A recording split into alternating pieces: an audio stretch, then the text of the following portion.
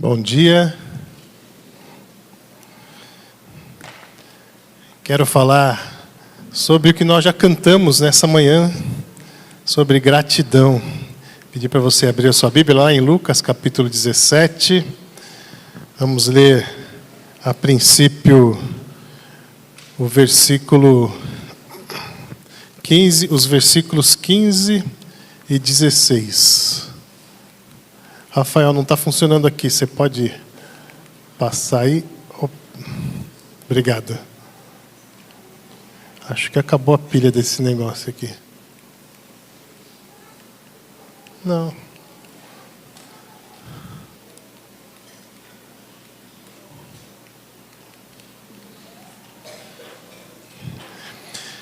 Diz assim a palavra de Deus: um deles, quando viu que estava curado, voltou louvando a Deus em alta voz. Prostrou-se aos pés de Jesus e lhe agradeceu. Este era samaritano. Que o Senhor tenha misericórdia das nossas vidas nesta manhã mais uma vez. E fale aos nossos corações em nome de Jesus. Amém. Eu não sei o que você pensa sobre ingratidão. Eu acho que a ingratidão, ela é um dos sentimentos que mais machucam as outras pessoas, por quem nós somos ingratos. Estava pensando nisso essa semana. O Vorcaro que o diga, né? Ajudou tanta gente, que cara bonzinho, ajudou tantos ministros, e agora ninguém mais vai visitar o Vorcaro. Que ingratos. Mas eu penso que um dos sentimentos mais pesados no ministério é quando nós sofremos esse tipo de resposta, ingratidão. Porém, o assunto não é conosco. Eu penso que o ingrato, ele é ingrato quase que como um traço de caráter. Ele é ingrato sempre. Não importa o que você faça, não importa o que você diga, não importa o que aconteça. Me parece que o ingrato, ele acorda ingrato e vai dormir ingrato. Me lembro de quando Samuel estava bravo com o povo, porque o povo estava pedindo um rei, e Samuel foi falar com Deus bravo, e Deus diz assim para Samuel: Samuel, não é com você. Eles não estão te rejeitando, eles estão rejeitando a mim. A ingratidão é comigo, não com você. Esse povo é um povo ingrato. Então, a definição, pelo menos teológica, de ingratidão é a ingratidão, sob a ótica dos 9 do texto que nós vamos ler, que não voltaram, não é necessariamente um ato de maldade explícita, mas de autossuficiência e distração. A ingratidão que nós vamos ver daqui a pouco, ou a gratidão que nós vamos ver daqui a pouco, envolve uma ação ingrata de outros que estavam naquele momento, foram curados por Deus, mas não voltaram para agradecer. O que acontece é que eles erraram a fonte. E nós vamos ver daqui a pouco isso. Porque eu quero dizer que, nesse mesmo contexto, na teologia cristã, a gratidão, que é a palavra Eucaristia, é a resposta do coração que reconhece que nada possui por mérito próprio. O que é a gratidão? O que eu tenho, o que eu recebo, eu não mereço. Por isso eu sou grato. Por isso eu dou graças. Eucaristia vem da palavra caris, que significa graça. Exatamente isso. né? Receber graça, a Eucaristia, ela tem esse significado. Eu significa boa ou bom, e caris, graça. Eu recebi uma boa graça, e graça é o favor imerecido. Então, a gratidão vem disso, de reconhecer que eu recebi uma boa graça que eu não merecia. Muitas vezes eu nem pedi, e ela vem como um presente para nós. Isso é gratidão. Então, vamos ao texto. A gratidão, ela deve ser então expressa, deve ser demonstrada. E o texto diz assim, abra lá, Lucas 17, a partir do versículo 11. Diz assim: a caminho de Jerusalém, Jesus passou pela divisa entre Samaria e Galileia. É uma observação muito importante que Lucas faz, porque Lucas é um relator tardio do que aconteceu com Jesus. Lucas recebe essas informações dos discípulos de Jesus, porque ele mesmo não era um discípulo. E ele foi contratado por Teófilo para escrever sobre a vida de Jesus. E quando ele recebe essa história, ele recebe essa informação como algo interessante, algo precioso, algo digno de ter sido registrado. Porque os judeus, vocês sabem, não se davam com os samaritanos. Os samaritanos, apesar de terem origem judaica, eles, quando o reino do norte foi levado cativo, a estratégia de dominação da Assíria era misturar todos os povos dominados. Então, eles pegaram os judeus do reino do norte e distribuíram entre as suas terras dominadas e pegaram outros e trouxeram para a região de Samaria e fizeram uma miscigenação. Com esse objetivo, com essa prática, eles tinham o objetivo de quebrar a cultura, a religião, a tradição daquele povo, para que o povo não tivesse forças para reagir, para se rebelar. Então você imagina, um povo miscigenado, alguém fala assim, vamos buscar a independência. Aí o cara é judeu. Aí o cara que está do lado fala assim, tá louco? Vou morrer por causa disso? Então, essa era uma forma de dominação.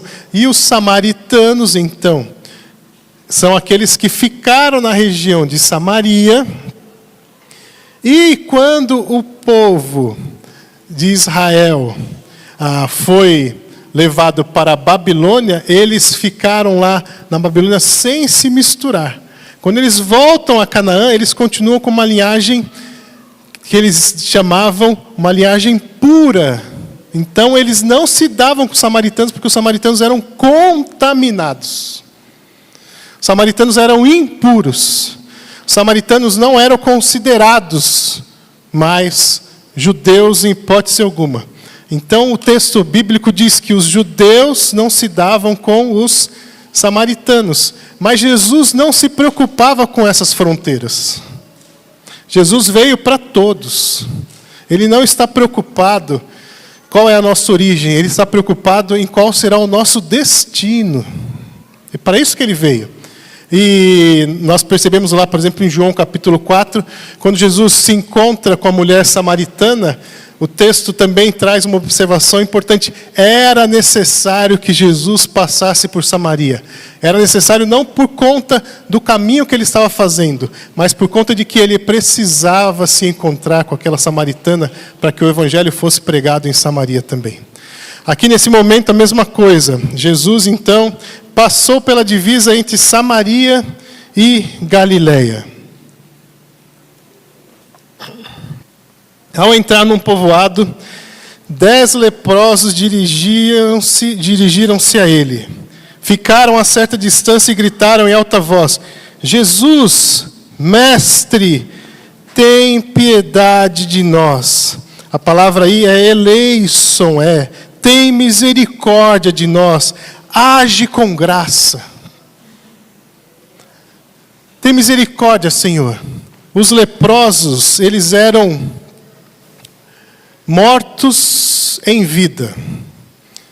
Os leprosos, eles eram, na medida em que era diagnosticado uma série de afecções na pele, cutâneas, não apenas a lepra, como nós conhecemos hoje como a hanseníase, mas afecções que eram contaminadoras, eles eram descartados da sociedade.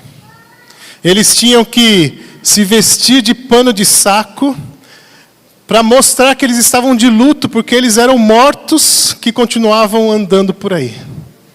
Eles andavam com o cabelo desgrenhado. Eu não tenho esse problema, né? Meu cabelo não bagunça faz um tempão. Não é, Paulão? Nosso cabelo é comportado, mas eles tinham que andar com o cabelo desgrenhado assim, para a pessoa de longe identificar. Andavam com um pano na boca para que a sua saliva não alcançasse o outro. Para você ter uma ideia, quando não tinha vento, um leproso podia se aproximar de um judeu apenas manter uma distância de 2 metros. E se estivesse ventando, ele só podia se aproximar 40 a 50 metros. Para que aquele judeu não fosse contaminado, tanto fisicamente quanto cerimonialmente, porque ele era impuro. Quando ele via uma pessoa se aproximando, ele colocava a mão na testa e começava a gritar: imundo! Imundo! Para a pessoa saber que ali tinha um leproso. E aqueles 10, então, estavam ali naquela cidade, e eles se aproximam, guardam a distância cerimonial de Jesus, mas eles gritam: Mestre, tem misericórdia de nós. Mestre, tem piedade de nós. Mestre, age com graça. Nós sabemos que não merecemos, mas nós precisamos da tua graça. E aí, ao vê-los, Jesus disse: vão mostrar-se aos sacerdotes. Enquanto eles iam, foram purificados. Isso, gente, isso é esplêndido. Jesus não os curou ali. Jesus falou assim: vão fazer o que a lei exige para aqueles que são curados de lepra. Vão ao sacerdote mostrar, porque depois que a pessoa era declarada curada, ela ainda ficava 7 dias afastada, ela voltava, fazia uma oferta ao Senhor, e aí ela era declarada curada. E Jesus diz assim: podem ir aos sacerdotes mostrar que vocês já estão curados. E no caminho, eles foram curados. Eu penso que assim é a fé em Jesus. Jesus responde quando nós respondemos com fé. Muitas vezes nós oramos, mas não saímos do lugar. E muitas vezes Deus age enquanto nós estamos no caminho. Precisamos entender isso. Precisamos entender que o nosso Senhor tem controle sobre todas as coisas. E Ele vai fazer à medida que nós dermos esse passo em direção ao caminho que precisamos trilhar, esse passo de fé. Foi assim que eles fizeram. Então eles saíram os 10 para irem até o sacerdote, só que um voltou. Os outros 9 foram embora para se mostrar para o sacerdote, mas um voltou. E o texto diz: um deles, quando viu que estava curado, voltou louvando a Deus em alta voz. Prostrou-se aos pés de Jesus e lhe agradeceu. E este era samaritano. É muito interessante porque na caminhada até o templo, para se mostrar aos sacerdotes, aquele samaritano entendeu que ao invés de ir até o templo para agradecer pelo que aconteceu com ele, aquele samaritano entendeu que ele precisava voltar à fonte de onde o poder veio. Não era a religião, não era a religiosidade que deu a ele, não foi a religiosidade que deu a ele essa oportunidade, esse privilégio. Foi a fonte, foi Jesus. E ele não tinha por que ir ao templo, ele era samaritano.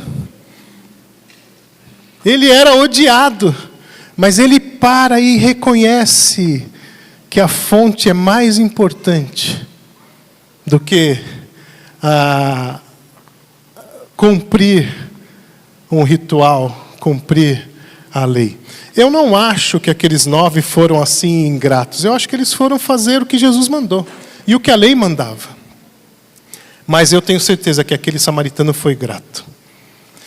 E é interessante porque quando um leproso, um impuro, tocasse um puro, aquele puro ficaria imundo, sujo, contaminado.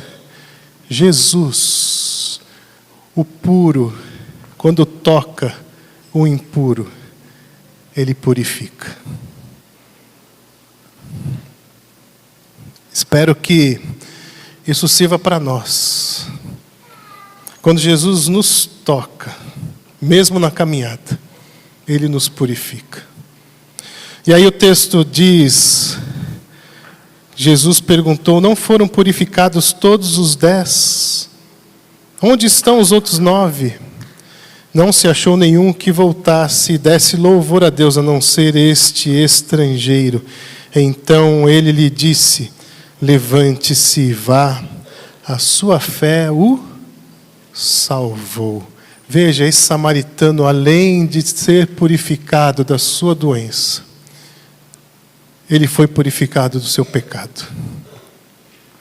Porque ele voltou para agradecer. Porque ele voltou à fonte. Porque ele voltou aonde está o poder. Porque ele voltou ao único que é capaz de purificar pecados e de fazer milagres, de purificar as nossas vidas.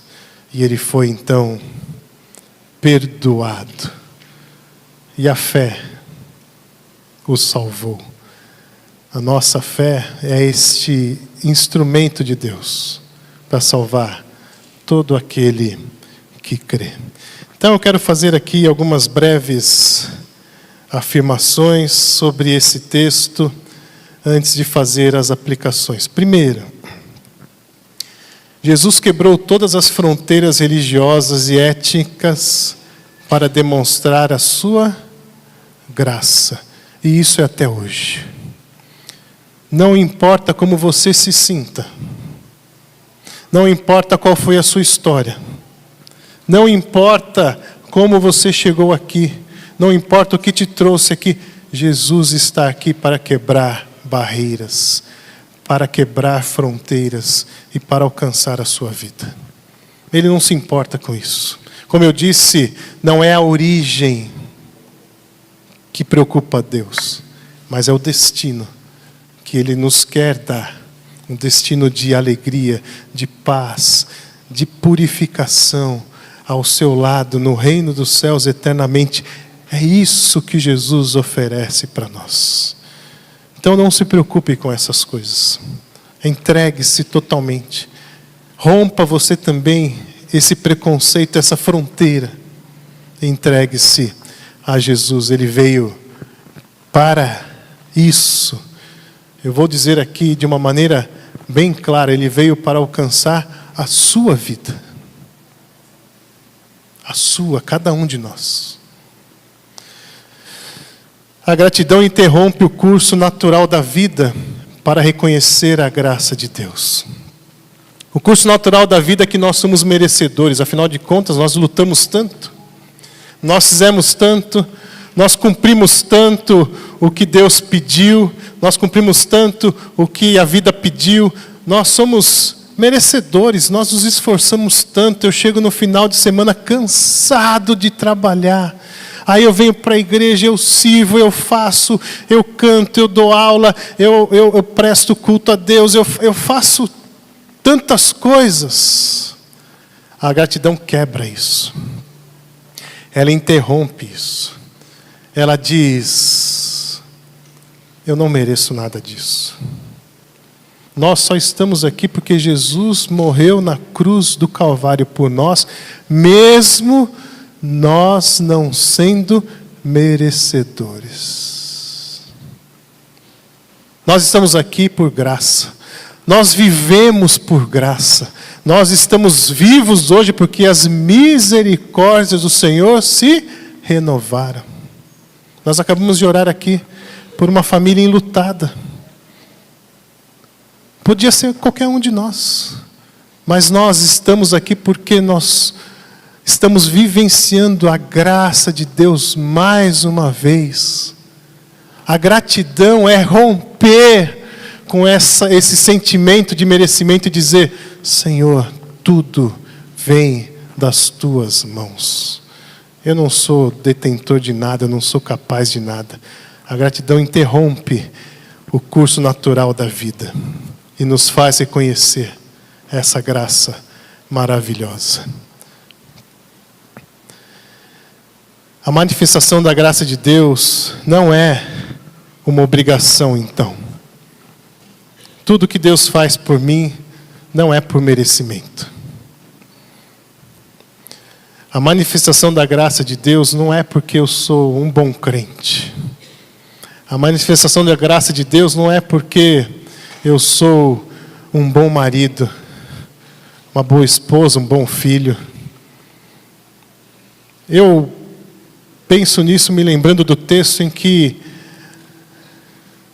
alguém se aproxima de Jesus e diz assim: bom mestre, falando para Jesus. Jesus diz assim: só há um bom, que é Deus.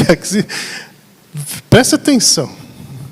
Se Jesus diz, o meu Pai é que é bom, por que nós pensamos que nós podemos nos rotular como bonzinhos? Mas a graça, ela é um dom imerecido.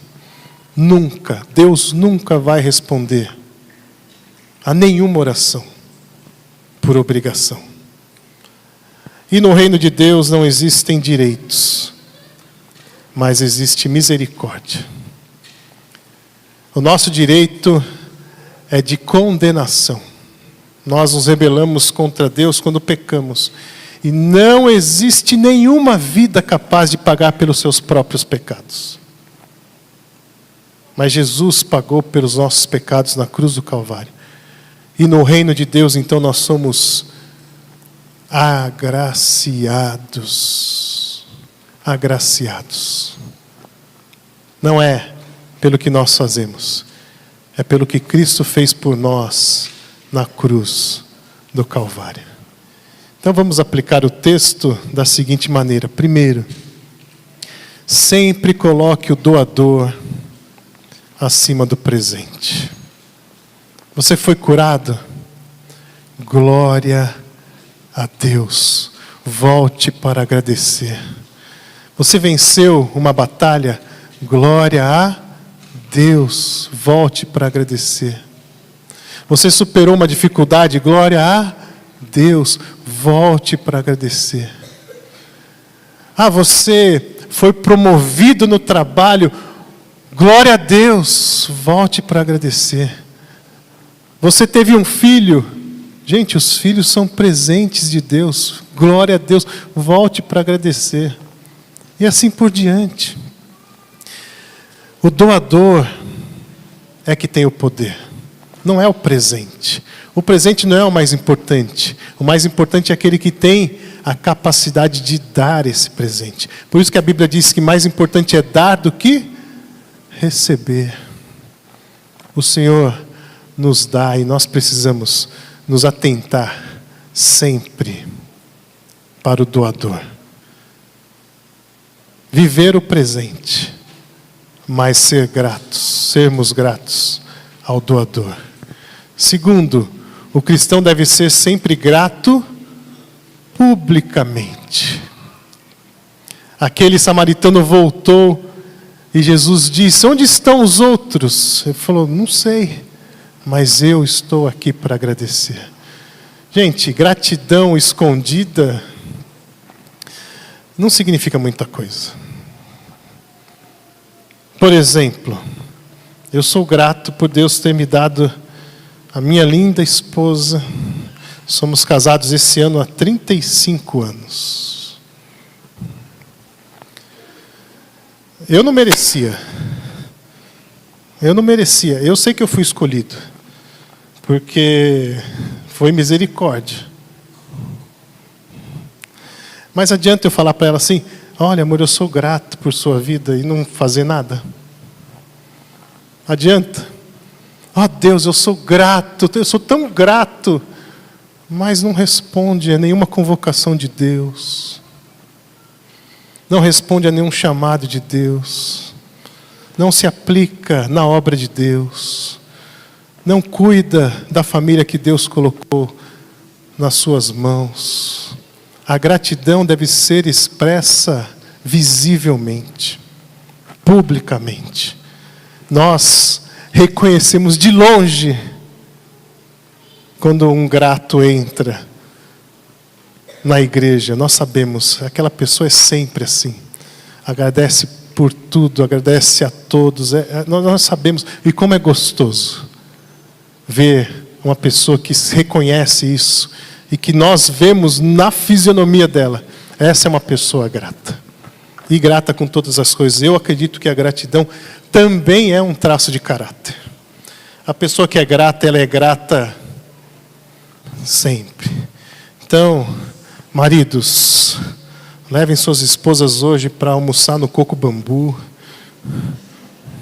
Coco Bambu está meio fraquinho ultimamente, viu? Está meio fraquinho, mas leva lá no Jangada. Já liga lá na Escola Bíblica, reserva um lugar aí. Seja grato publicamente, diga isso. Mostre isso, demonstre isso. E por último, sempre que você receber uma graça, responda com eu graça. Sempre que você receber um presente de Deus, responda com gratidão. Sempre que você receber um cáris, responda com eu cáris. Gratidão. É assim. A gratidão é dizer: essa graça é muito boa. Deus, muito obrigado. Se não fosse pelo Senhor, eu não estaria aqui. Se não fosse pelo Senhor, eu não seria